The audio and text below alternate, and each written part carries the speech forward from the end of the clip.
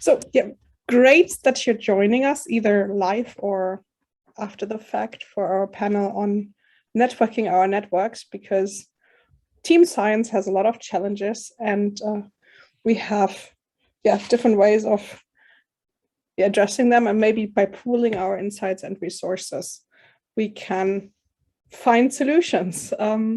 So I'll just start by very quickly introducing myself. I'm Christina Bergmann. I'm part of the ManyBabies governing board, as is Melanie Soderstrom. And we also have Drew Altschul here, and Olava, Amaral, and Nicholas Coles from PSA. And I would just invite everyone to quickly say who they are and what they like about team science. So Drew, you unmuted yourself, so why don't you start? Sure. So yeah, I'm Drew Altschul. I'm a British Academy postdoctoral fellow at the University of Edinburgh. What do I like about team science? Well, in the context of many primates, I mean, for me, many primates and big team science has given us an opportunity to deal with big major issues in our field, and also just ask and potentially answer questions that basically would be impossible without the opportunities and that have come along by bringing together so many different researchers and different species to ask questions about primate cognition. But I'll leave it at that. I can talk about that later. Thanks. And yes, I should have said you're with Many Primates, one of our sister networks. Melanie, why don't you do your thing next? Sure. I'm Melanie Soderstrom at the University of Manitoba, and I'm, as Christina said, I'm part of ManyBabies. And what I like about big team science is the collaborative element. I think it's really good for the science. I think it's also really good for our mental health as researchers to have connections with other researchers. So I enjoy that part. Olava, may I? Yes, sure. So I'm Olava Amaral at the Federal University of Rio de Janeiro. I'm the coordinator of the Brazilian Reproducibility Initiative, which is a multi-center replication project of experiments from Brazilian science over the last 20 years. I think I started out on this because, as Drew said, there's questions that you cannot answer on your own, which I'd be really curious about. And I mean, sometimes just have to put up a large network to do this. That said, I also agree with Melanie. I mean, in starting to have to do this, I feel a larger need for big team science just to change the ways we do research. I mean, we're very, very, very conservative in terms of form, of how labor is organized in research, and I think there's ample room for change. And I think these experiments with networking can actually lead to larger changes that can be healthy in the long run. Thanks. And Nicholas, you might have already elaborated sufficiently, but for those who missed your session this morning, maybe just very quickly. Yeah, and maybe for people who join us virtually. Yes, I'm Nicholas Coles. I am a research scientist at Stanford University and the director of the Psychological Science Accelerator. And my favorite part of team science, honestly, after like 4 people go before you, it's hard to think of more reasons, but I guess to elaborate on other earlier points, it's really the power of many minds. And if there's one thing that I've sort of learned in my career, it's just that when you work with people who have different perspectives and who are really excited and motivated to do things better, you can combine your insights in a way that can lead to remarkably better products than any of you could have achieved by yourself.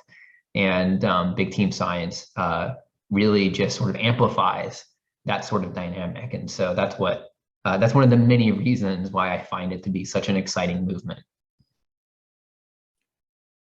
Thanks. That's basically the theme of this whole session as well. So it was very nice in setting the stage, because yes, by pooling our minds and resources, but we can also solve issues that are particularly big team science and reap more of the benefits. So we have now introduced ourselves. And the way I think this could go is we have prepared a bunch of questions that the panelists have also thought about. So let's see whether we can first spend some time on those. But if you, the audience who is live, have things to follow up on, or to specify about specific topics that we're talking about, just put them in the chat. That might be easiest, because we already have 4 panelists and me. So I will just try to weave it into the conversation. And yeah, I will just ask questions. But if you want to ask questions to each other in the panel, or follow up on something someone else said, please do so. I will ask you to speak, but you can also call upon yourselves just to keep things dynamic and interesting, so that we sort of have some order, but also some nice spontaneous interaction. This is always fun, so I'll see how this goes. But yeah, so basically, maybe we've already addressed the first question that we prepared, that what motivated you, but maybe if you want to think back into the start of your big team project. So I just presented ManyBabies, which started in 2015, which I don't know how long ago your involvement started in the different team science projects, but I know that Melanie started in 2015. What did you find interesting about it initially? I think that's maybe also something quick or something interesting to share, if maybe Melanie wants to start, because Sure. Yeah, I actually do have something more to say about this. I mean, on a very personal level, at the time that ManyBabies was forming, I know there were a lot of other things going on sort of more broadly within psychological science community, but on the very personal level, I was going through a period in my research lab where I was, I was just at that crucial point in my career, and everything was failing to replicate, right? Things that I had, findings that I had, findings that other people had, nothing was working, right? And I was going through like really a crisis, a personal crisis of faith about my career and the science that I was in, and what it all meant, and whether it was worth anything, right? And that was at the time when some of my colleagues, including Christina, were starting to talk about these issues more generally, and we kind of coalesced into a group. And it was just, it was motivating, and it was inspiring, and it really got me, not just because I think it's a good idea, but also because it got me personally motivated to be excited about my science again, right? In a way that I hadn't been for a few years. So that was really kind of the motivating factor for me in 2015. Around that time, we had a few more formal discussion sessions like this at some conferences, and then more informal sidebar lunch meetings where we were really talking through these issues. And I was really excited about the science in a way that I really hadn't been since really my graduate career. So it was really a motivating thing for me. That's great. Olava, I'm actually curious what motivated you to start this this local initiative. Yeah, so Christina mentioned there was a lot going on in psychological science. I'm not sure that there was that much going on in biomedical science when we started. We were really like a lab, like a basic lab bench science in using like cells and rodents and stuff, right? There was a lot of talk. I mean, there has been a lot of talk about reproducibility in general in the area for the last maybe 5 to 10 years at least. That said, I mean, there's not as much action as there were in psychology. So I mean, we started out with this, just basically doing activism and talking about the problem. And like, I was frequently in meetings with funders, and like, I had this bit like, if you're putting money in science, I mean, you got to be replicating some stuff, right? And just to see if things are working. But that, of course, always falls on deaf ears. It's not really in the culture. So at some point we just realized, I mean, yeah, if you're not going to do it, we're going to do it. And we, of course, I wasn't able to do it, but like, in just like coming out of those meetings, I consider maybe we can put up a big replication project, and that was very much inspired by the ones in psychology also the reproducibility project, cancer biology from the Center for Science, which pretty much third-partied everything. I mean, if they can third-party everything, maybe we can do it. Brazil is a large enough community that you have enough people working in simple techniques, so we can find people. At the same time, it's small enough that we feel we can have an impact in the local community. So I just felt it was like the right size a project for the country, and we were actually very successful in recruiting people to join. That said, I mean, we're still in an earlier stage than other projects. I mean, we're very centralized and focused on a single replication project. We have not evolved into this collaborative infrastructure to like a more permanent network as the PSA or other projects, right? Thanks. That still sounds really exciting and amazing, and it's a great initiative. Drew, do you want to add something from your personal starting into ManyPrimates story? Yeah, sure. So I do both individual differences research and cognitive research, and I spent a few years being very focused on individual differences because that was the focus of my PhD. And that experience really kind of drove home the problems that were just out there with the kind of samples that we used in animal cognition. Like around this time, like I was trying to think of experiments and study locations and just ways I could get decent samples of animals. And you have to keep in mind also for us, a decent sample is probably still under 100. So there's these constant pervasive issues with sample size. And there are even some open questions now about how generalizable and representative these samples are, but that's the kind of thing we're working on at the moment.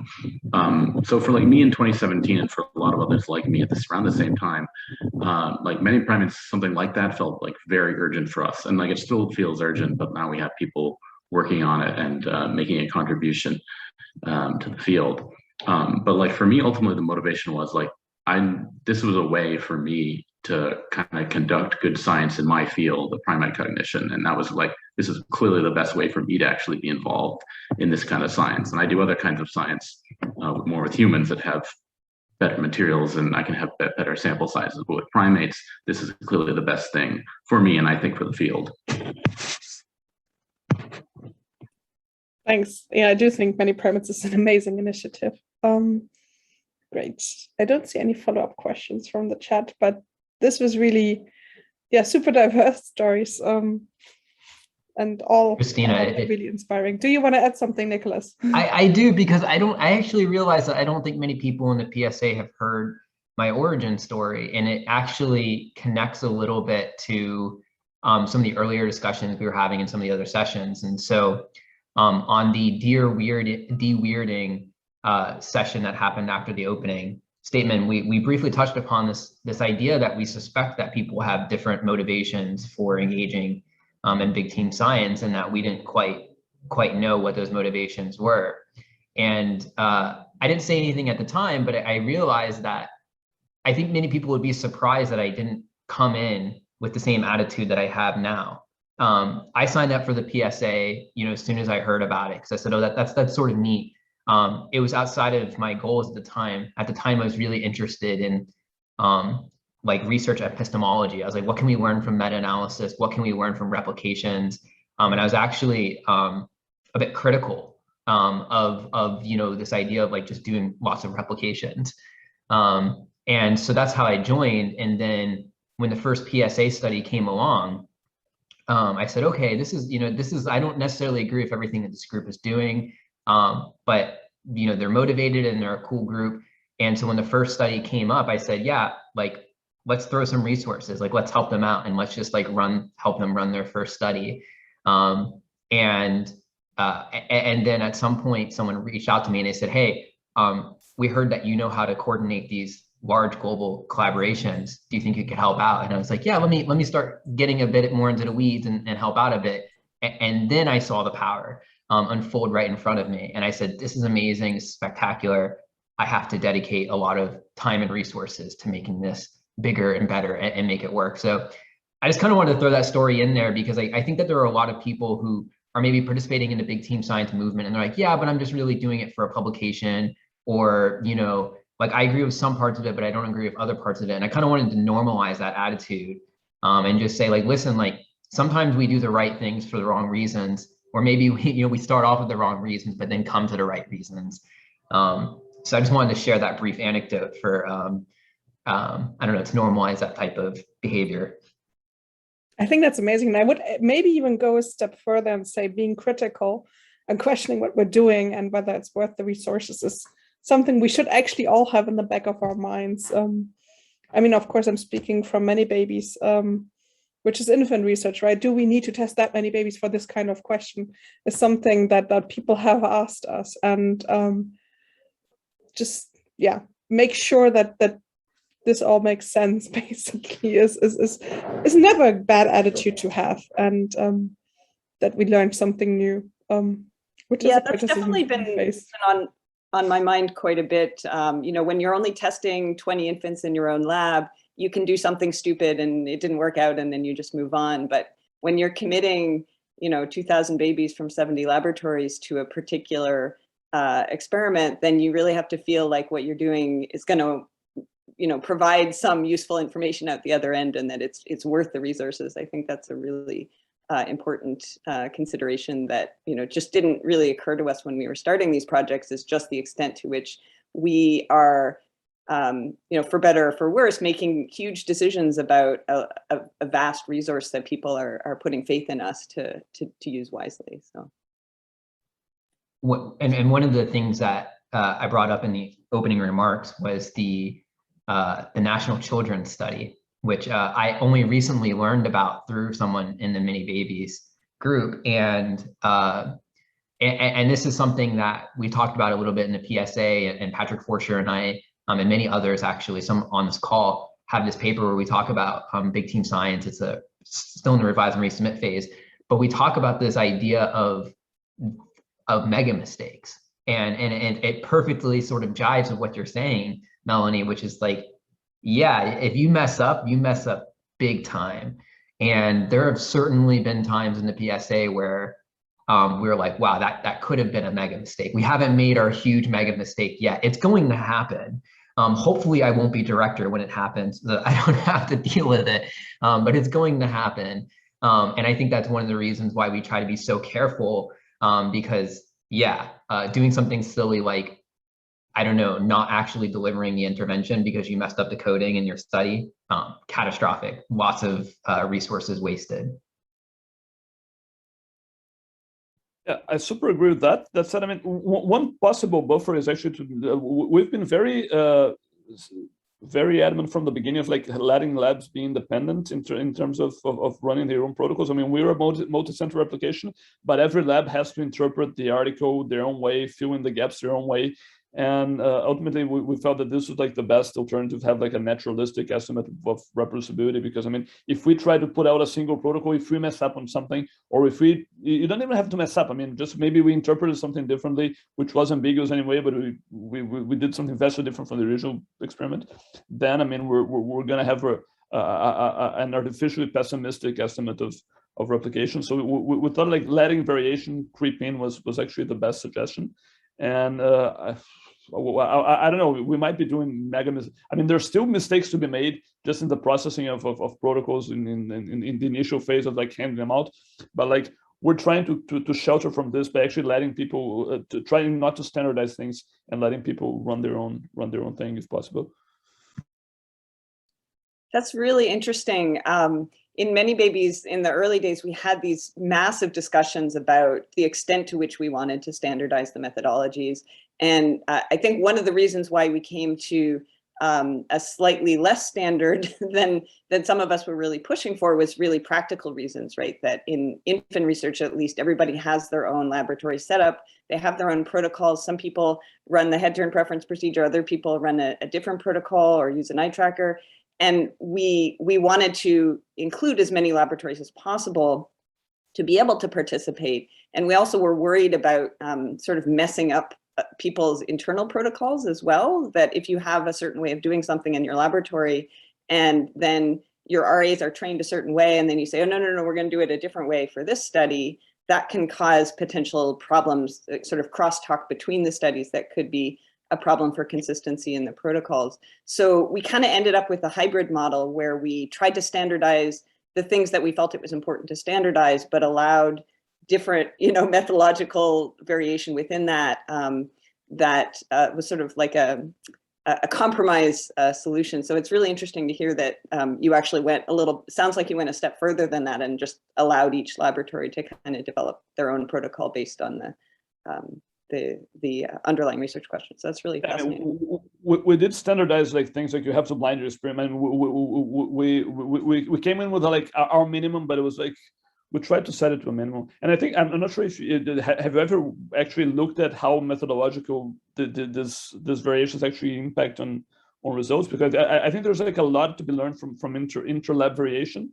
It's kind of like hard to actually do this. We haven't figured out like how do we study the actual variability data we're generating. But I'll be curious if you ever try to see how much this variation impacts on results. Sort of, yeah. So we have one main element in our first paper was actually comparing 3 different sort of major protocols. So one is the head-turn preference procedure that I described, and then there's another one called central fixation, and then using eye trackers, and they're all just different ways of measuring infant preference. And so we did actually explicitly compare those sort of larger protocol differences. But the smaller lab variation, we've done a lot to try and code it in the sense that we had every lab do what we called a walkthrough video, where they actually went through and videotaped their procedure from start to finish, how they interacted with the infants, what their setup looks like, how they get consent, how they greet participants, all those kinds of details, even like what the color of the of the walls are in the testing booth. And one of our main leaders, Mike Frank, was really interested in whether beards make a difference, because maybe beards scare infants or something and make them less likely to do a good job in the testing, right? But the problem that we run into is that there's just so many factors that could be playing a role that it's really hard to pin down. Once you get into sort of considering all those variables, there's just too many of them, and it becomes really, really challenging to kind of actually get a handle on what are the things that are worth looking at.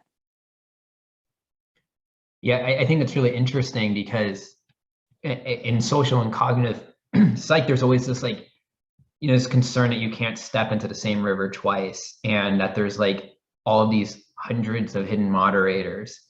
And these video recordings of procedures gives people the opportunity to at least look at that, right? So how annoying would it be if you dedicated a lot of lab resources to running a study, to trying to replicate a study, it fails to replicate, and then the person says, yeah, but it's because your PI had a beard, and you're like, what? That's insane. Like surely that doesn't matter. But when you record the things, well, that's interesting. Now you could actually code for it. And I remember having these discussions with the first PSA study, which we did similar, that walkthrough recording, and it was a bit silly because it was a completely computerized task. But I remember us saying like, well, we might not replicate this thing, and then we're going to be attacked, and people are going to say, yeah, it's the color of the room, and the height of the table. And I think that we sort of did the recordings more so to try to save ourselves and say like, well, if someone wants to say that it's the height of the table that matters, we'll post these videos on the OSF. They can code the height of the tables, and they can figure it out themselves. But I do think it's also interesting to sort of also be a little bit more systematic about it. In that scenario, like I guess I could see how babies maybe don't like beards. I don't know. But that seems more plausible in a context where you're working with babies. So it's interesting to, I don't know, at least have those recordings and have those data available if people are interested. Yeah, in the rodent lab world, that should be like, yeah, no, that's the microbiome. I mean, that's people always blaming on the microbiome these days. We're actually we're getting feces. I mean, we plan to sequence if we get the money, but I mean, it would be nice. I mean, that's like the hidden moderator nobody measures, everybody talks about, and I think there's a work to be done. Maybe this doesn't matter, right? I mean, if you just say that like this is not as big a moderator as you thought, or maybe it is, I don't know, but I think it's important to look at that. Otherwise, the hidden moderator will be coming up forever, and I mean, this would be an excuse for non-replication for decades to come.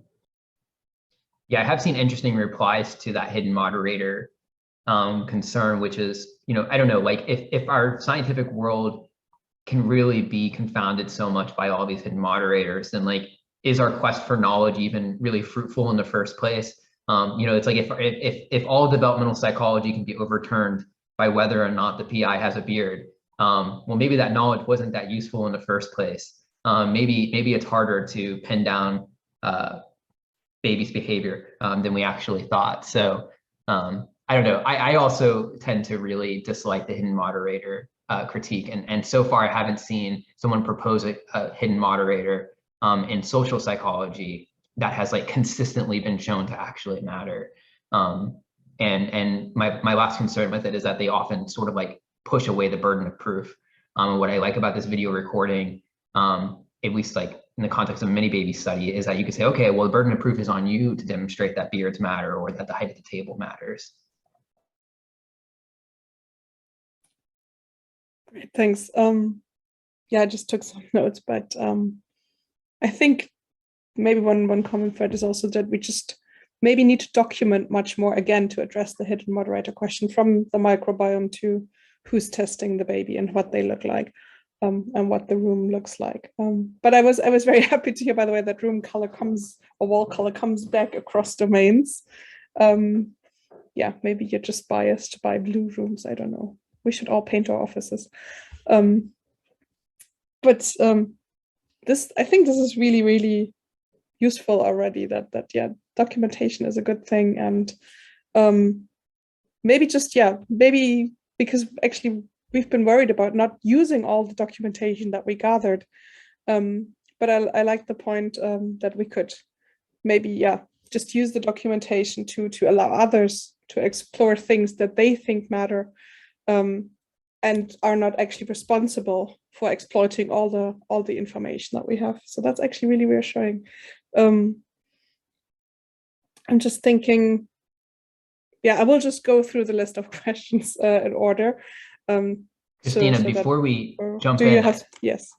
I'm so sorry to keep interrupting, but I had like another thing that kind of popped up, and I realize I haven't talked about it much, with other networks, but in a few of our PSA studies, we've really tried to incentivize people to reuse our data. And so with the first study, which by the way, like Lisa's here, so she can speak about the first study if we have specific questions about it, but we took the data set and we provide financial incentives for people to responsibly reuse the data, which for us was, we'll give you part of the data, you can explore it to your heart's content, but we're going to keep a holdout sample, and we'll release that holdout sample once we see a reasonable pre-registration plan and some well-written code on it.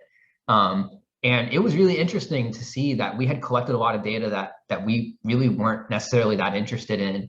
And people took those data, had really clever ideas about what to do with those data, and actually got like really solid published papers out of it.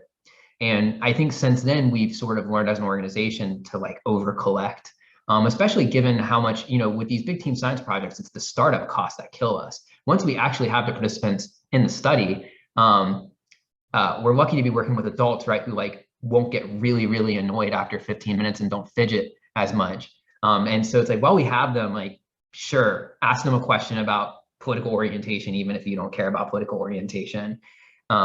And we'll see. I'm curious to see if this continues to be a productive endeavor for the PSA. It could have been like a novelty effect. Maybe people were just excited about it at first. But in the meantime, I think that we've continued to err on the side of over collecting. Can I just ask, because I wasn't aware, just a quick clarification question, Drew, sorry. Did you not release the additional data, or did you not release all data? Because I was just wondering. Yeah, we basically did like something similar to like a split half verification. So gave people access to all of the variables, but only a subset of the actual sample, just to avoid overfitting and p-hacking. Drew.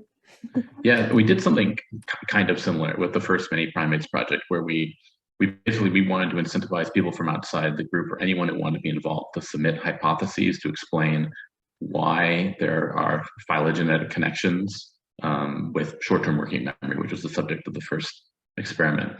And so people could send us proposals, hypotheses, saying, okay, I think it's due to the vocal repertoire size of species, or I think it's due to primates eating fruit rather than leaves. And so we got about 30 different hypotheses, and basically we made people codify them into models. On the other hand, we then, about a dozen of us, very dedicatedly went through the literature and tried to define the actual data to back all of this up. So we took that burden on ourselves, and we don't have enough big enough sample to do a holdout. But it allowed us to really grow the kind of theoretical scope for the paper, because otherwise we'd have an interesting phylogenetic approach to what was going on, but we wouldn't really have enough ideas just within our group about why these things might be happening, what evolutionary pressures were actually at work. And so it was really interesting seeing the kind of things that people proposed, and it was a lot of work making it happen on that side of things, but it was well worth doing. That's really interesting, Drew, because in one of the earlier sessions, we were really discussing, like, this came back to the motivation question, like, why are people engaging in big team science? And we were questioning whether people are motivated to take on larger roles on projects. And anecdotally, the people who are there suggested, like, yeah, some of us actually just want our small role to continue. We don't have like that much resources to invest. And so if we can just sort of collect data and give feedback on the design, that's perfect. But what I really like about your idea, Drew, is this actually could be a way of expanding those opportunities for collaborators to make intellectual contributions. And it's not only useful for them in the sense that they might have a little bit more buy-in when it comes to the projects and the results, but also I imagine that it's actually an extremely insightful meta-scientific endeavor in itself. I'd be very curious to see the myriad of mechanisms that people would propose might underlie an effect that we're studying in the PSA. It's like crowdsourced theoretical modeling, which is something that Leo Tiokin and some of his colleagues have been looking at a little bit as well. So I think that's a really cool idea that I didn't know that you were working on that. I can only agree. This is really exciting.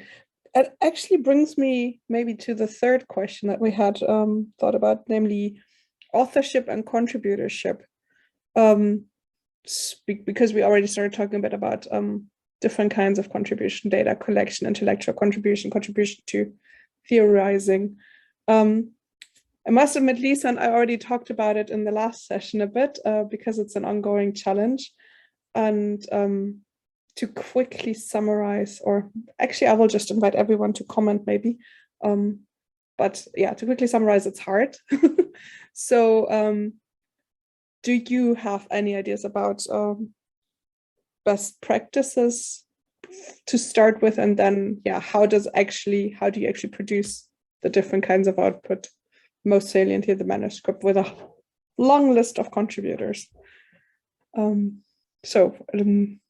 Does anyone want to start? Otherwise, I'll ask Melanie because I know that she has something to say. I might have asked you already to comment, but yeah.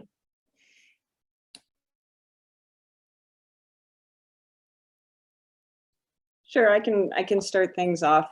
Yeah, this has been a big challenge in ManyBabies, and part of the reason is because projects tend to evolve over time, right? So you start out with one, plan for authorship, and then different people drop out of the project, and other people come in, and people's roles change. And then, so it becomes very dynamic. So I remember we had the conversation a couple of weeks ago with folks at the PSA who have a much more structured approach to the authorship, where there's a contract in place and things like that. And just the way that ManyBabies tends to be, I think, a little bit more, you contribute as you want and allow people a little bit more flexibility leads to some challenges. So we have taken on a sort of credit-like contributorship approach where you have a spreadsheet and there's a bunch of columns that are identifying different aspects of the project, like working on the stage 1 manuscript or contributing data or working on the analysis.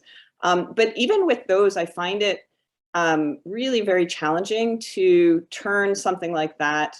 And we can talk about whether that's how it should be used or not, but to turn that into an authorship, because the depth of contribution that people might have at different parts of the project can vary, and it's just very challenging to turn that into something that's meaningful in terms of knowing the relative contributions of people.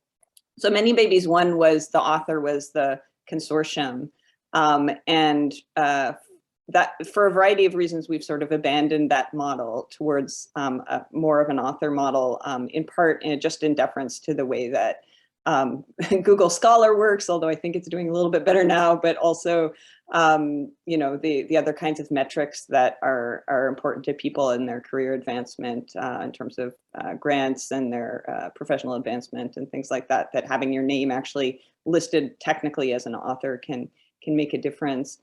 But which means that we do have to care about author order, because it does make a difference to people. And I think things are starting to change. I think in Canada, things are starting to get a little bit better, and there's, you know, often white space in grant proposals, for example, to talk about your role in projects. But it still becomes, you know, if you're one author in 150 authors, like, how does that count meaningfully? Like, do people actually, to what extent are people actually benefiting from those authorships? Yeah, I don't know. We haven't come. ManyBabies has not sort of settled on one particular model. We have some some vague guidelines, and then each project has to kind of figure it out for themselves. But I'd love to hear from others who have more structured approaches.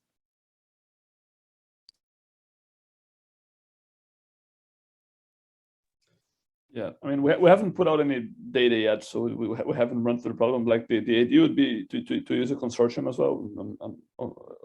I'm glad to hear about your. I think that varies a lot from country to country, though. So I mean, maybe we're visible enough within the country that most people will know what it is. So like maybe we can get away with the consortium thing. What we find it hard though is like we don't really know who's doing. I mean, we have like 60 labs. We have no way to actually know who's doing what in every lab. We kind of like have to rely on people to actually. We actually third party a lot of like who did what, because we just don't know. With the pandemic, it became worse because we had a lot of people dropping out and in, like students went away. So we have to, I mean, a lot of it has to be based on trust. I mean, like you're the lab, you tell us who's actually working on this. We have no way of checking stuff, but yeah, that's the best we can do. But it's complicated. Like who's in, like Brazil has a very quantitative mindset. I mean, if you just like okay, whoever wants to join can join. Like people would put like, I know by heart, people would put like 20 authors to do like one experiment. So like we had like to limit, okay, you can have like a team of 3 or a team of 4. But then as time progressed, we realized, I mean, there was just like so much going on in individual labs. I mean, people get sick, they will go away, they fight, they whatever. And like people have to be substituted, the infrastructure falls apart, you have like get your neighbor to do something. So it's actually complicated to, I mean, you have to be flexible about it. And in the end, we're like, I think we're tending to be like more open, like, okay, you can tell us what's happening in your lab when we don't want to mess around too much. But I mean, that side is a responsibility. I mean, we might be carrying up authors who are actually not doing anything and they're just like the head of the lab or something, but it's very hard to control that actually. It's really, you know, interesting to, you know, to see this. I think a lot of people who are unfamiliar with the big team science movement assume that things are far more structured and there's more structure and more oversight than there possibly could ever be. I've definitely had authors ask me like, can you confirm that these individuals did what they did? And I said, do you realize that we run on a $0 budget? Like, no, like if we could do that, right, we would be working for the government, right, and tracking if people are like accurately reporting their taxes or something like that. Like if we had the solution to that problem, we'd be doing, you know, far more lucrative things with our lives. And I think that surprises people, the amount of trust that's required in these endeavors. It's also simultaneously very scary, in the sense that we know that the probability of questionable research practices leading up to fraud is non-zero. And the concern is, some questions that we've had in the PSA is, okay, well, what's happening in big team science? Is that probability remaining constant? And so we have the same rate of ghost authorship and gift authorship as other papers do? Or is there something unique about the way that we're doing our science that allows this sort of questionable behavior to, I don't know, be easier to do and maybe occur at a higher rate? And I think the concern is that it's actually the latter, and that we might see, I don't know, maybe you're considering committing academic fraud for a PSA study, and maybe it's a little bit easier to justify because based on experience, that no one really knows what you did, and that your fraud actually won't be that harmful for science in the sense that hopefully the other thousands of data points will sort of offset your fraud. And so I think it's a pretty big concern that big team science could be used as a vehicle for increasing the probability of questionable authorship practices and questionable research practices. This is something that I've lost quite a bit of sleep over. So don't have an answer to it yet, other than give us a lot of money, which people have been reluctant to do. Lisa asked, what is the motivation for fraud under the circumstance of big team science? I guess it's just to get the paper. We would have these concerns sometimes when we were really pushing labs to meet a specific quota. So we would say something like, listen, you joined this data collection effort and you only collected 2 participants. It's kind of a gray area whether you have really contributed to this project in a meaningful way. And then the authors come back and say, give us a week, we'll collect 100 participants. And we're like, oh, awesome. But also how? It took you 6 months to get 2 participants, but then you get 100 participants in a week. And so we've always kind of been reluctant to push labs really hard because of this concern of they don't want to lose that publication. Presumably this means something to them. I do think there are a lot of people who do big team science because it's sort of a passion project and they just want to contribute to something bigger than themselves. But I suspect there are some people who know that there's someone counting their beans and, oh man, they couldn't collect as much data, so I'll just engage in a little bit of academic fraud, and luckily it won't mess up the project too much. I don't know. It could be that I'm paranoid about it. I think it's sort of my job to be a little paranoid about it, but I think it's a scary thing, and we don't have, obviously don't have any data on the prevalence of this. So in the meantime, we just have to say, we trust you. Nicholas, I'm going to keep that in mind next time someone brings up changing our frameworks. It's I don't think any of us had thought about the possibility that people would make up data. And in for our system at least, it's way easier to just add yourself as an author than it is to add data. So yeah, so we use a modified version of the credit framework. So there's a huge number of ways people can get authorship. Most of them do it through collecting data from the various species. But the other big way is because not everyone has access to monkeys or primates at any given time. We still want people to be involved. So we give people a lot of opportunity to get involved through data curation or writing. We have a lot of people who work on every paper. And it's worked really well for us so far. I feel like we've had a better experience than most others so far, because it's worked really well for us.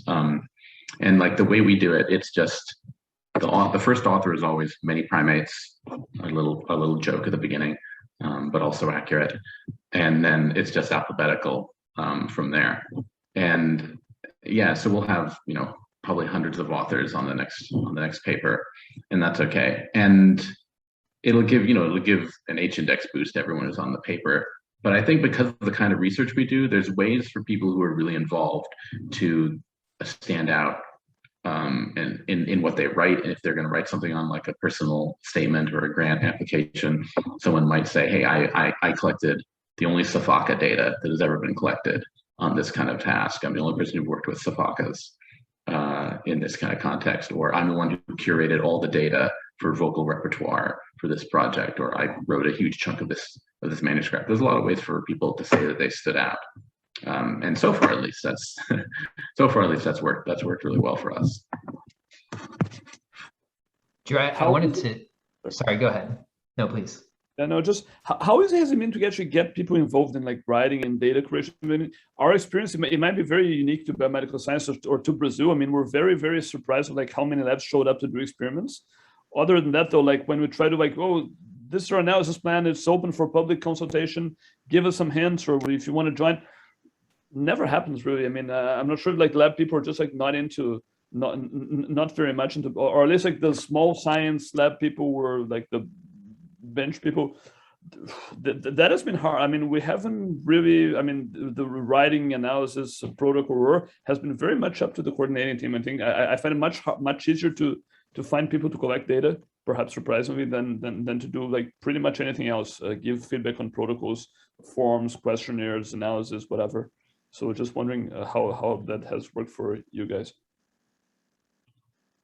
For us, at least, we have like we kind of have a responsibility around people who are the part of the coordinating teams for each project. It's usually 5 to 10 people.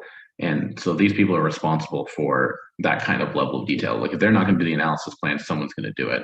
And we have a good group of people. We use Slack for this as well, which is pretty good at integrating things like GitHub and images and things like that. And you're right, like there's definitely not nearly as many people who want to take part, but the people who do want to take part are really, really interested and also usually quantitatively savvy, which has worked really well for us. I think we have a couple of ways of incentivizing that type of work in the PSA.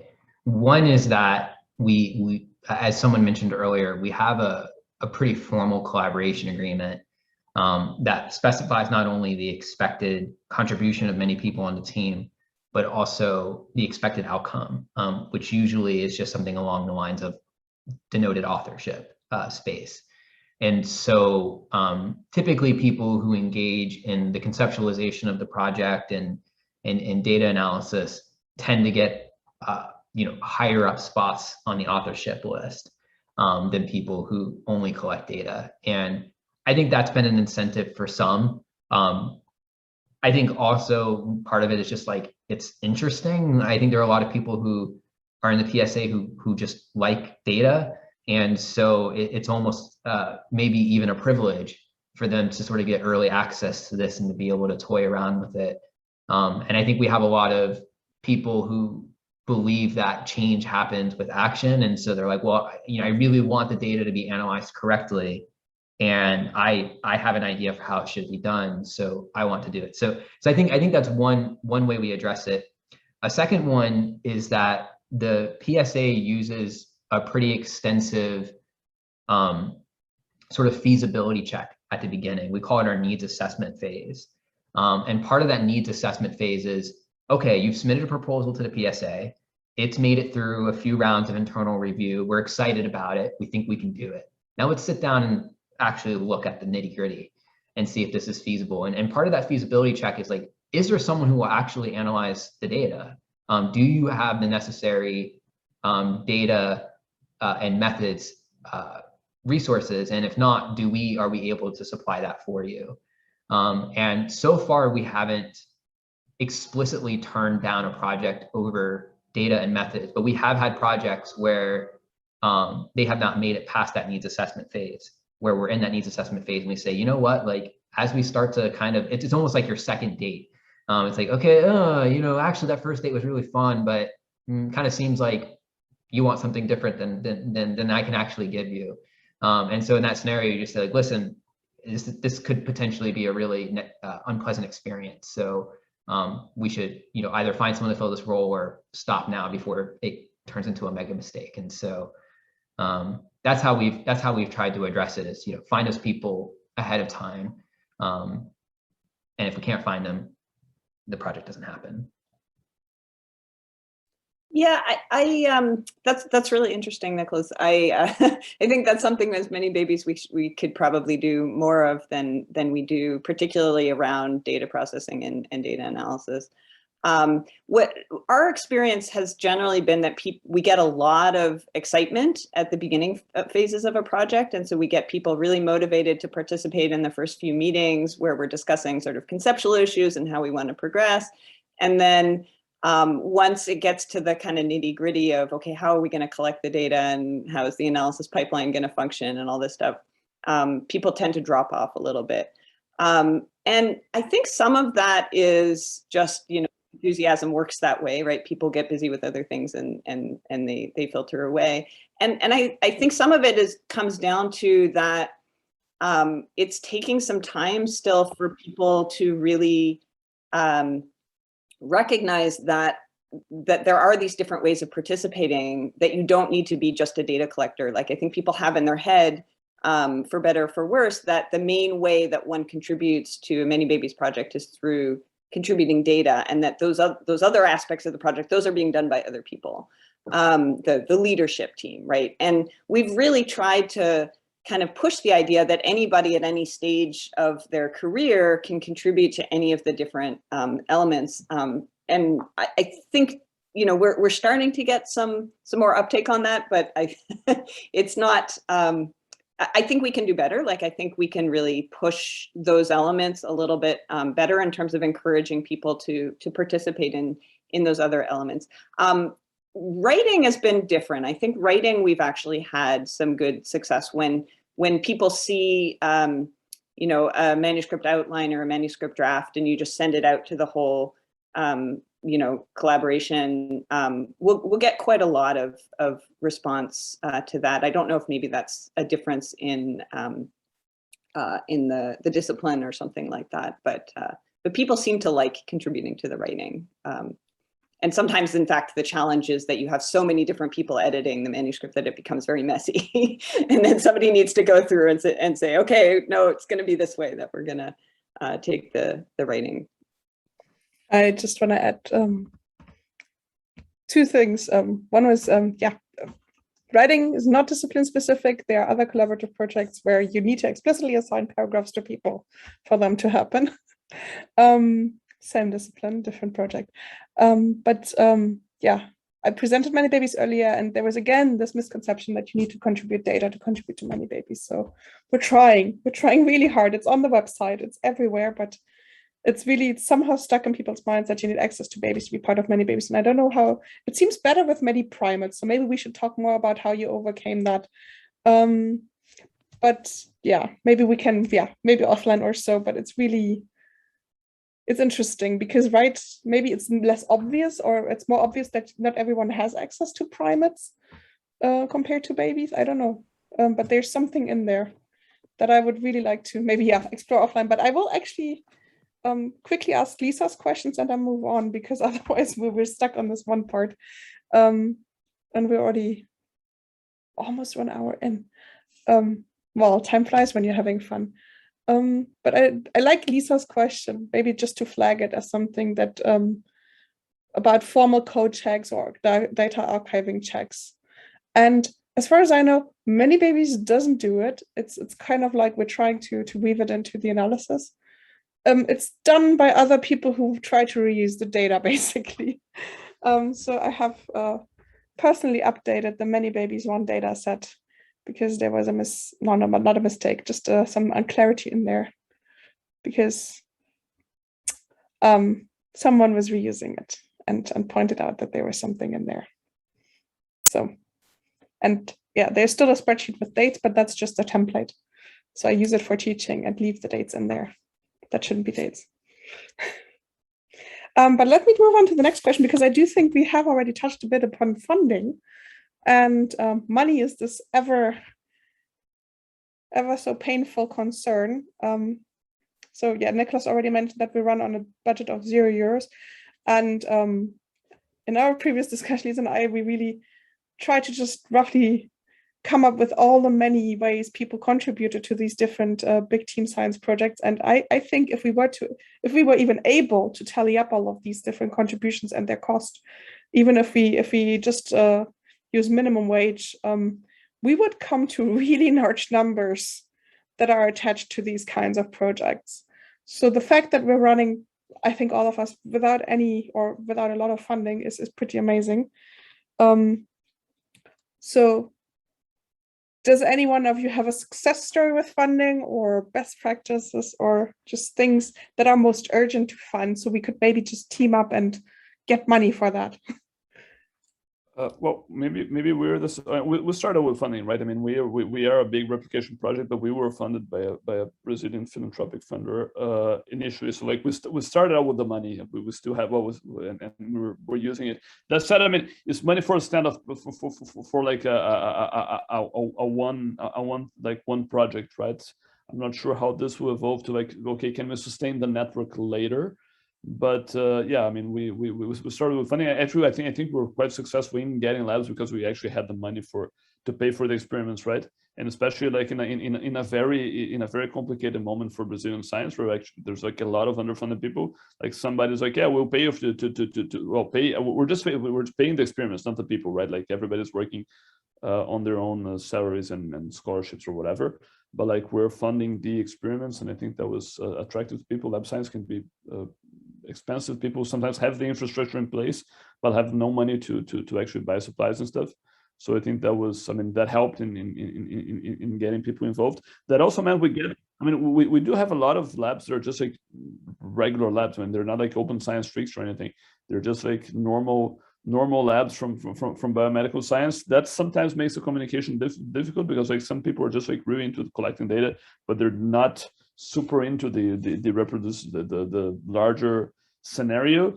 But I think that also makes it interesting in terms of like, I think we're actually working with a representative sample of the biomedical community. But in that way, funding helps to get to the regular labs, I think.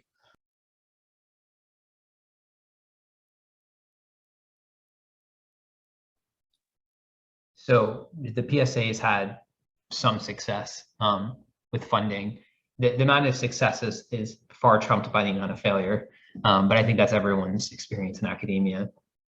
So we recently received, well, Chris Chartier, the previous director of PSA, recently received about $1 million from the John Templeton Foundation to sort of launch a PSA themed call where we sort of solicit ideas from researchers who have studies that they want to run that jive with that funder's mission. And so that was really our first really big success, in my opinion. Other than that, it's been a lot of small increments of project-specific funding.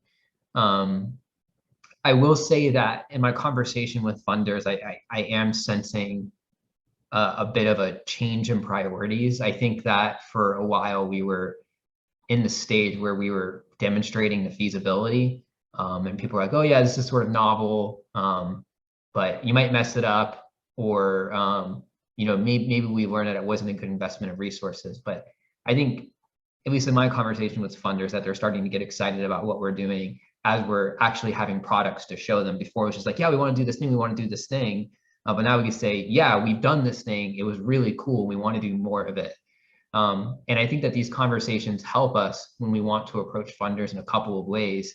One is that we are identifying the major issues with the way that we're doing this, such as, you know, the extremely distributed, unsupervised nature of our collaborations is a bit worrisome. And that could potentially be partially solved with funding.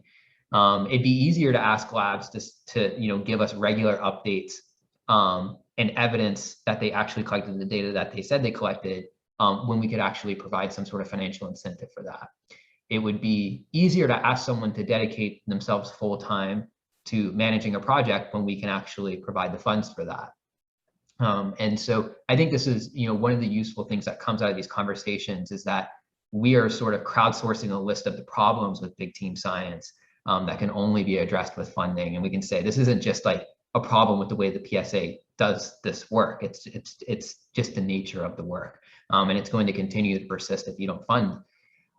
That's one thing. And then the second one, which I think is a conversation I've had with people in ManyBabies a little bit, is that creating this unifying front of big team science groups helps us sort of lean on each other and leverage each other's power when we go to these organizations and say, you know, we as a, you know, team of big team science groups really need funding. And we know that these are the issues.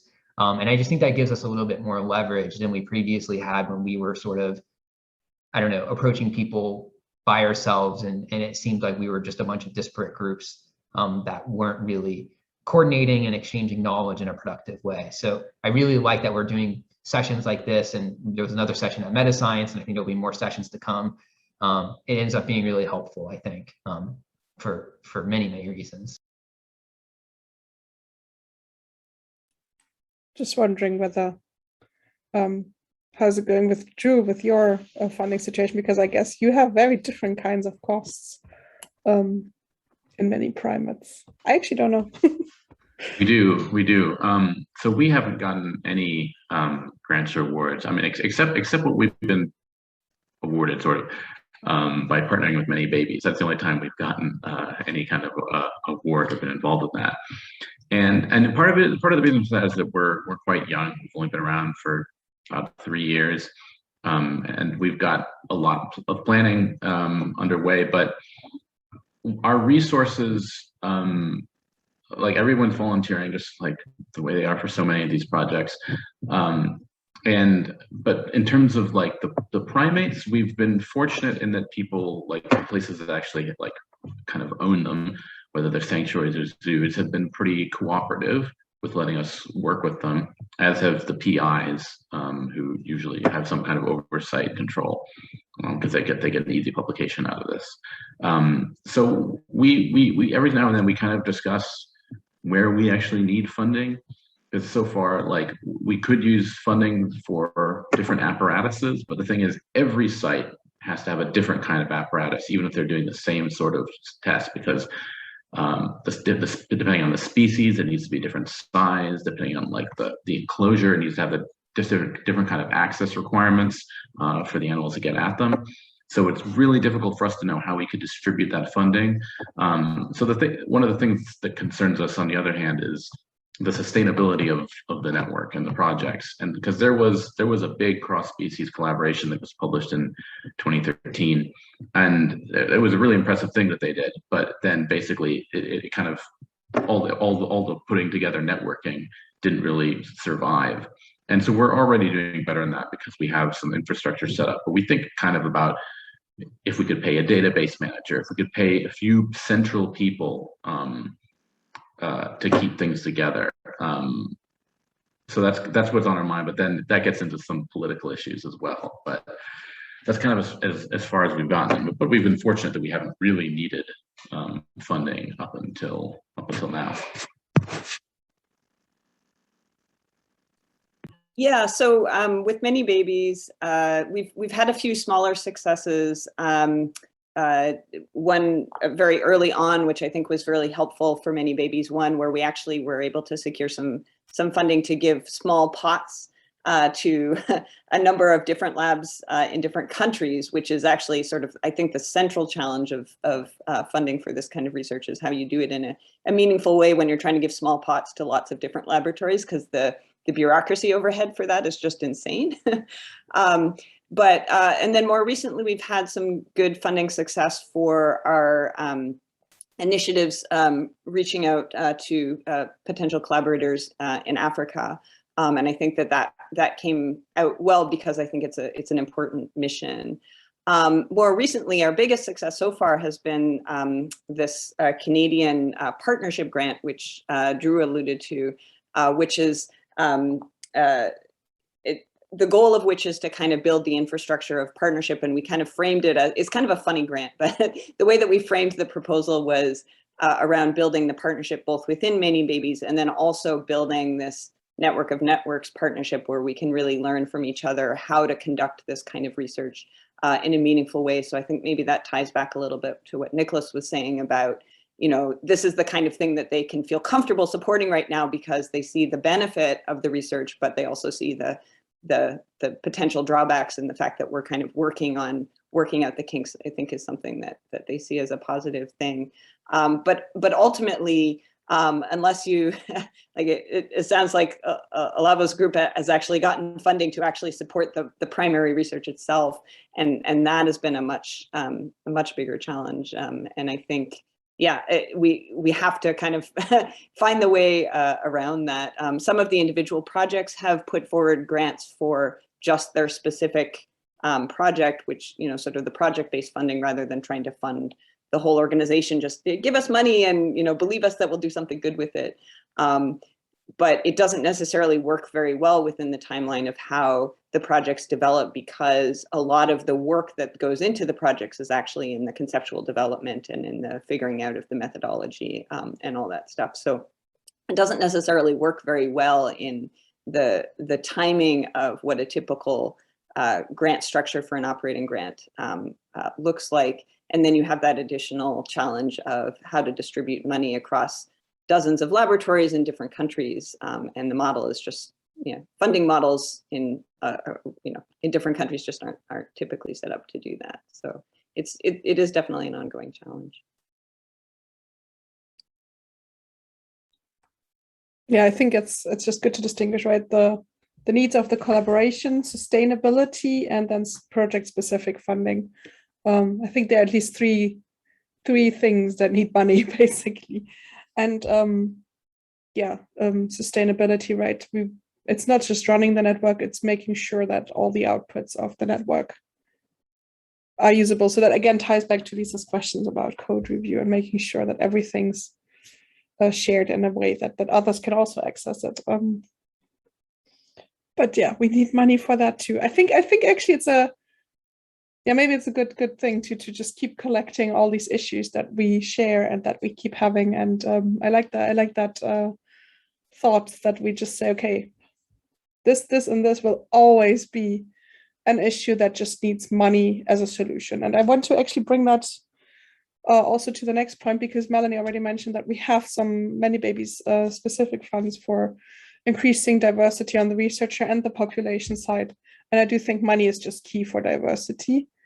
So aside from money, because we all don't have it, are there any strategies for increasing diversity? Because I think, I mean, if you just look at the PSA map, for example, it's just amazing. Your coverage is, yeah, I don't know how you did it. I want to know. It's funny that you mentioned that, because when we look at the map, we cry a little bit. We cry about how much white there is in the map and how the green tends to cluster. Green in our map, by the way, denotes where we have researchers, and we view diversity as a pretty key weakness in the PSA. I think that we've made a lot of incredible progress, but it still seems like we're not there yet. I think there's a few things that we can attribute to success to. One is just an extensive amount of outreach. So in the PSA, we have a committee who's solely focused on community building. In fact, I see Miggs is here. Miggs is the assistant director of that committee. That was actually the first committee that I had joined in the PSA. Savannah is part of that committee. And it's honestly one of the most active branches of the PSA. And doing things like trying to create interactive maps so people can actually find themselves and get excited about being on the map, being really active on social media, giving a lot of talks, even if it means that you end up talking about the same stuff week in, week out, but at a different location. I think that's been helpful. And then there's also been active recruitment processes. So we've actively recruited in Africa. We're actively recruiting in the Middle East right now. And so some of it ends up just being that sort of backbreaking labor of like, you know what, if you're not going to come to us, we're going to come to you. And then the last thing that I just kind of want to acknowledge that I think kind of worked to our benefit is that these studies that, you know, like these social psychology and cognitive psychology studies, some of them are actually quite easy to implement. And so the barrier of entry is much lower in a sense of you're like, oh yeah, I can collect 20 adults. That means I can definitely be part of a PSA study. Whereas, you know, as you sort of mentioned with ManyBabies, despite how often you advertise that it's not necessary, it's really hard to find babies to do research on. And so that could just make people might think that they can't, there's no way they could possibly ever contribute. And so they're not even going to sign up for it. The last comment I'll make is that we have no idea how many of those people are actually active. That's something that we're working on. If they're on the map, that means that they signed up to be part of the PSA. But we have a lot of repeat customers in the PSA, and in the near future, we'll have some metrics on whether they're active, and then we'll have to have some sort of decision point about like how active do you need to be a dot on the map, or I don't know, maybe we color code the map, like the more active you are, the darker the green you are. I don't know, we'll think of something, but it's only just now with some investment in technological infrastructure that we're going to actually be able to quantify the extent to which people are active.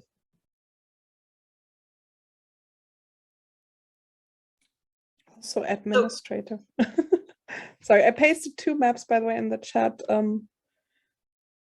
with the ManyBabies 1 and the current ManyBabies self-sign-up map. But yeah, I still think the PSA wins. Sorry, Matt. Yeah, I wanted to follow up on something that Nicholas was saying about kind of the difficulty, like kind of the bar to participate. So one of the there are a couple of things where I think ManyBabies Africa is sort of in a holding pattern right now because of the pandemic.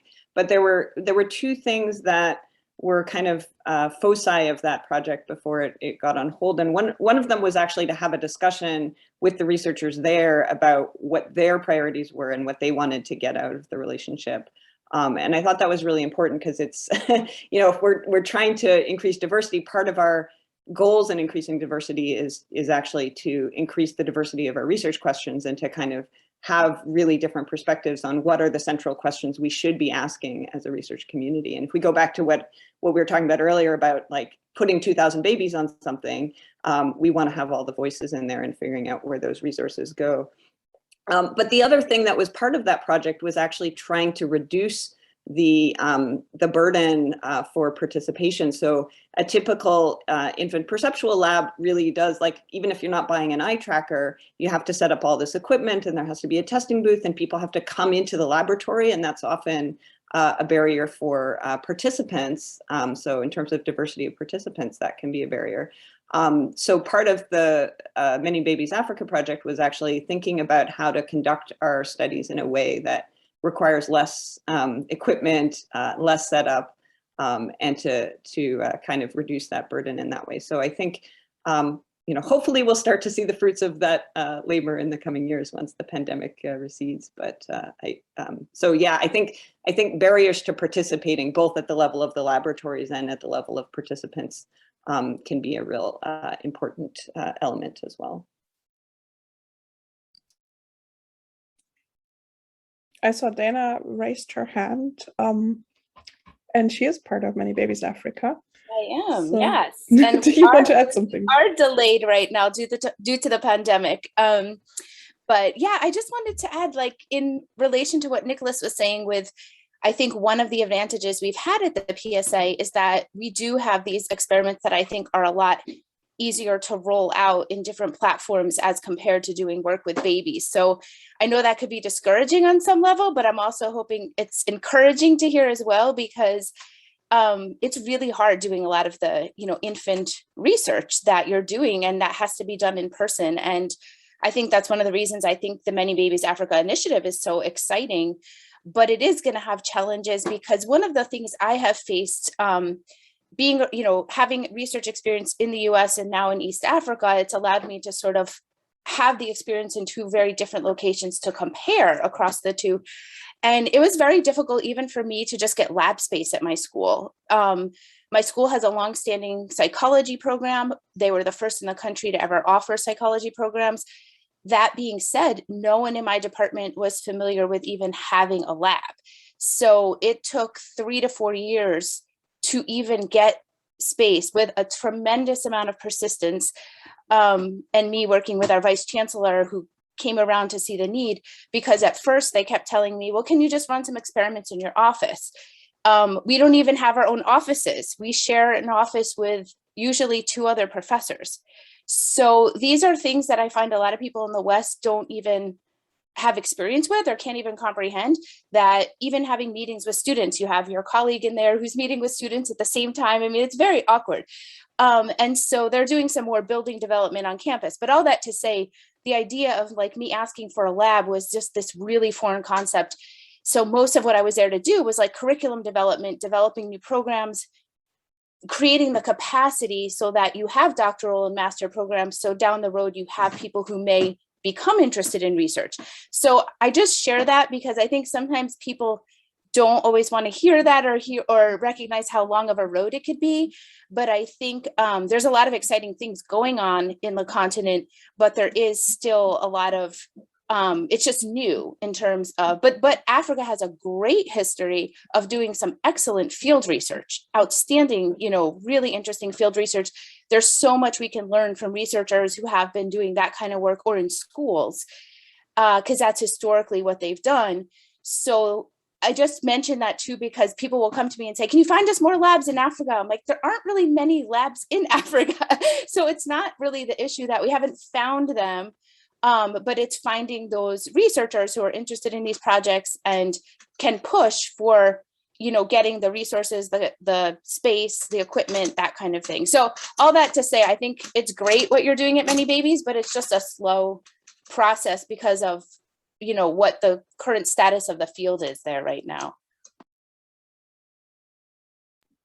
Yeah, I mean, being a country of continental dimension, I mean, I think Brazil has the same problem, like in a microcosm of cosmos of.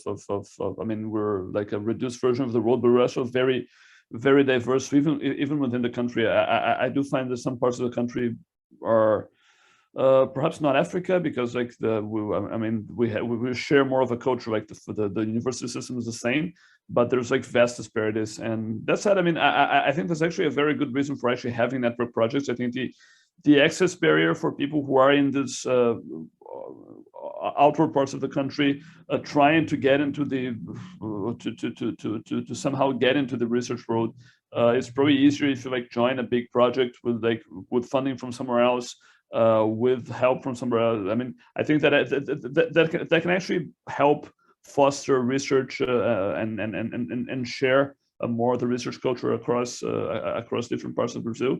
I think that will also then reduce the possibility that these places who are just now developing become their own field with this feudal system and big authorities. I think that oxygenates the whole system. So I think that's actually a very good reason for having these network projects. I mean, besides collecting the data, but actually fostering a research structure that can be, that can be shared through many different places.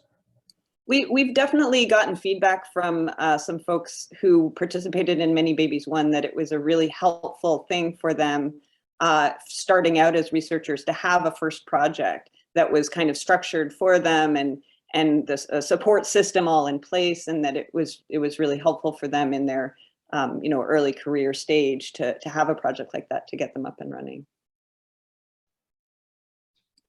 I have a couple of things that I'd like to quickly add. So one is I want to sort of channel Migs here, who's being a little quiet right now. I'm surprised not active in chat, but it's been a long day so far. One of the things that I've sort of been hearing as I meet with people who have thought a lot about these diversity issues is that a lot of the questions that the PSA has traditionally pursued have simply not been interesting to people in other countries. And when it comes to motivating their faculty and motivating their students, maybe they're looking for a question that's a little bit more applied. And one of the things that ended up being sort of like an unintended consequence, but interesting, was the PSA ran a few COVID studies. And for the most part, this has been just a totally miserable experience because we had to move quicker than we've ever moved before. We had some changes in leadership in the middle of the project, obviously, as many people in the PSA know. So it's just been a very sort of difficult and frustrating process. Now we're getting to the finish line, so everyone's like, oh my God, it was totally worth it. But there were many, many days where like, this is not worth it. But one of the things that sort of immediately became apparent to us is that our network exploded when we did this. Because for a couple of reasons. One, I don't know, maybe people were just at home saying like, oh my God, my lab is shut down, I need to do something. But another is, I think there were some people who were keeping an eye on the PSA and said, finally, the PSA is doing something that actually is interesting to me and interesting to my students. And so that's been sort of an eye-opening observation for me. And, you know, as sort of like an American social psychologist who's like sort of trained in like theory development, I think that I've personally, when I've reviewed PSA projects, preferred the ones that were sort of interesting for theoretical reasons. But when I sort of simultaneously try to grapple with our diversity issues, now I'm thinking like, you know what, maybe we should do a little bit more applied work. And there's been a lot of interesting proposals on, you know, the type of applied work that we could better foster in the PSA. I had another thought, but I'll shelve it for now. Yeah, so I'll say a little bit about our many primates, because like diversity is the forefront of our thinking for many of us, many primates. And a big part of this is because most primates live in the global south in what we call range countries, where they range. But most of the people actually doing the research live in the United States, Europe, Japan. And so we're always trying to think of ways to engage more with researchers and research sites in range countries. And one of the big opportunities for us is through sanctuaries that are located in Africa, South America, or Asia. And we do have a few that are part of the network, and that's really worked for them because they already have research programs, but many, maybe even most, don't. The focus for sanctuaries and a focus about a lot of the conversation about primates is on conservation. So we're always trying to encourage sanctuaries to work with us, but purely as academics, we don't have that many incentives to offer people who are living in range countries who work with primates.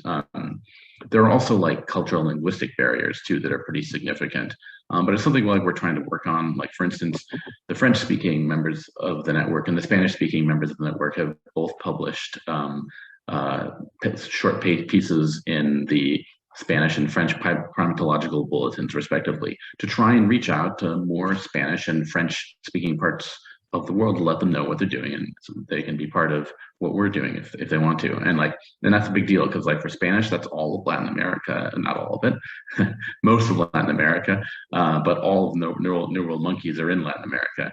And of course, in Africa, there's a huge Francophone section, and there's tons of apes and Old World monkeys there. So it's a real challenge for us to grow our diversity, but something we're really interested in. But yeah, there's a lot of challenges associated with the global environment right now, and certainly, yeah, COVID also has kind of put a damper on this. That's actually a great idea, having these multilingual publications that we should maybe just spread as a fact, because I think that's just a huge accessibility issue. I know that something recently, I've forgotten where it was or even what the numbers were about the percentage of research papers that are non-English, written in non-English languages that just get ignored by the entire English-speaking world, and what a loss that is for the contributions to science that those could be part of. Definitely. I mean, if you're a meta-analyst, I think Nicholas might know, whenever you do a meta-analysis, you find up to 10% of papers that are not in English. And if you're lucky, you have a collaborator who can read them for you. But I think that's actually a really good idea. I know that there is one ManyBabies paper in Polish that a collaborator wrote. And I did hear good things about presenting in Japanese and Japan, because that's also very close community linguistically. I don't know how many great apes live in Japan. I do know they have some, at least monkeys. But yeah, it's I think that's really something we should take out of the session, that really just reaching out to meeting people where they are. Is also what you said, Nicholas, right? And doing outreach and being present on social media, really meeting people where they are, is maybe a much better, or is it just a good strategy? And this is yeah, of course, social media and having low hurdle points of contact, but also really just having papers describing the whole endeavor in their languages might actually be really good ideas. I really want to highlight those. And Olava, I do assume you of course publish in English, but do you also have a publication culture in Brazilian Portuguese, or? Yes, but like not that much in basic lab science. I think that's mostly in English. I think like a lot of the humanities and health research included do work in Portuguese. We actually have a thriving publication culture. We have like probably the best national open access network of papers. I mean, actually people put public money like 10 or 15 years ago to create Cielo and like gather the national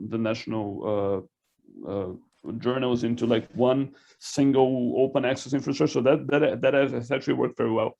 So we do publish reasonably, but not basic lab science kind of like doesn't really apply to like local process. So that's mostly in English, and like we stuck to English for. That's actually that has been a contradiction. Like everybody speaks Portuguese. That said, we need the protocols to be in English because we have to share them.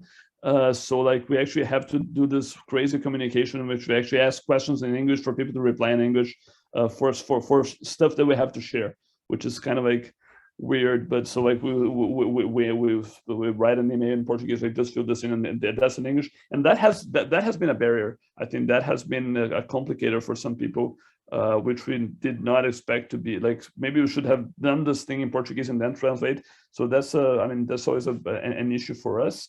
In terms of outreach, we like have our Twitter is in English, our Facebook is in Portuguese because like you have to like communicate in both languages. That's how we worked it out. But we do have good national visibility. So even though we were published in English, like we speak a lot, and like we get invited to like a lot of lectures in Brazilian universities. That's I mean so like. Our local outreach is mostly in Portuguese. I have a newsletter in Portuguese, so like we try to do most of our outreach within the country, and that's of course in our national language. But yeah, you have to speak to the outside world as well. So like you have to like do it in both ways. That's actually a really interesting case. Thanks. I didn't even think of course, that your documentation and your protocols needs. If you want to share them, either are translated or are in English. That's really, thanks. And you said you have a newsletter like within the network. That's really cool. We have an email newsletter for anyone who wants to sign it. It's kind of like frozen in time, but that's just like part of the part of the outreach. It's been a while since we sent the last one. Just like reminded of that. But yeah, we do. I think we have very good visibility within the country. Had a lot of people curious about the project. That said, I mean, I think we're much more aggressive in outreach. Aggressive in a good sense. When we're starting out, like when actually the work started, we kind of like got swamped by the actual work, and I think we've made less of an effort in finding new ways to communicate. But we feel the project is very much about outreach and awareness, and I mean just like doing a reproducibility project within Brazil has a huge potential of actually just like raising the debate.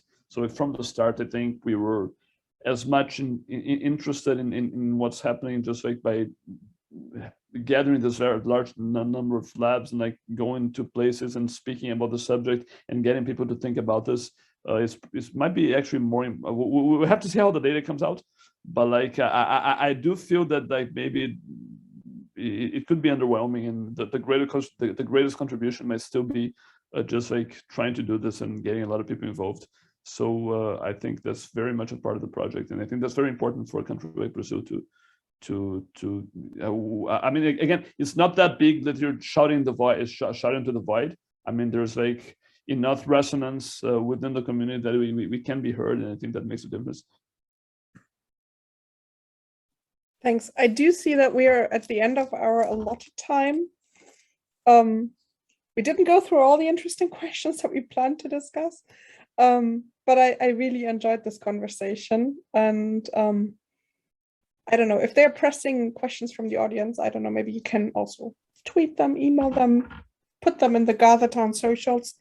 I'm sorry that we didn't get to that, but I really enjoyed this conversation. I want to thank you all. So maybe if you want to hang on or hang out for 5 more minutes and then just chat, that might be nice. But otherwise, there are many ways to get in touch with all of us. And yes, we should definitely continue the conversation. as Dana said, this was just one conversation, right? There's so many things we can talk about. Yeah, so thanks everyone for joining. And can I just have a quick plug for the network of networks? We are the grant that we were talking about earlier really is about building a network of networks, and this was sort of one of our attempts to kind of get that going. So if you're interested in connecting up or know of other groups that we should be reaching out to, let us know. yes, I think, yeah, I mean, we already saw right within this 90 minutes that there's so much information that we can share, so many ideas that we can exchange, that we should definitely continue to meet in some way or another with maybe more networks. And yeah, it's surprising how diverse our experiences are. And no, I don't think the network of networks has a website yet. Good idea. I see Heidi awesome. here. Maybe she can, or Nicholas can get on it. Yeah, and I also just wanted to, in a plug for this network of networks idea, I think that, we've sort of been informally doing this for maybe a year or perhaps a little bit longer than that, but it is extremely mutually beneficial. So I sent a message to Drew like last week and I said, hey, I really like your website. Would be really curious to see if we could sort of transform the PSA website, which is really good, but not as good as their website.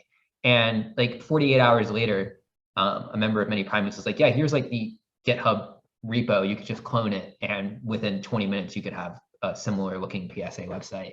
And I hope that the PSA is also given useful knowledge. We share our policy docs and our policy documents and our collaboration agreements. And hopefully, I think there might be a session on PSACon where we'll unveil our new project management canvas thing, which is really exciting as well. So yes, let's do the network of networks. Thanks for coordinating. Heidi already said that she borrowed some of the PSA documents for ManyBabies. Yeah, there's a lot of ManyBabies documents as well that might be interesting. But yes, the ManyPrimates website is amazing. Big compliments. Even though it doesn't have a map yet. It's the one thing missing apparently. Map is coming soon, very soon. And oh, fantastic. And see, we're already exchanging information. There is also no Slack yet, as far as I know. Melanie, it's your No, we got to get going on all those things. That's a really good point. Yep. Yeah, we started. I feel like we're starting to try to build this more direct line of communication, but I think that's definitely a future direction.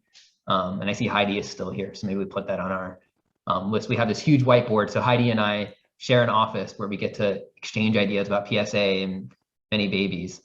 We have these massive whiteboards that aren't being used. Maybe we should start a list of like how to build the network of networks. Okay, I have to